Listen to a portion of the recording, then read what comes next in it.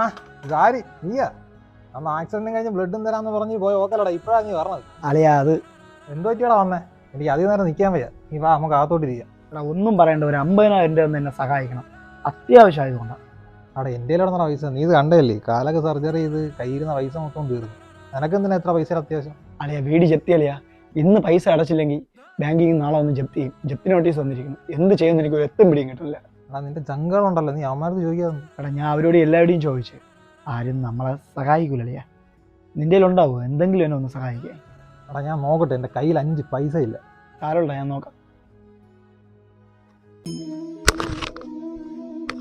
പറഞ്ഞില്ലടാ. എടാ നീ ഇത് കൊണ്ടുപോയി വിൽക്കുക, പണയം വെക്കുക, എന്താണെന്ന് വെച്ചാൽ ചെയ്യും. നിന്റെ കാര്യം നടക്കും.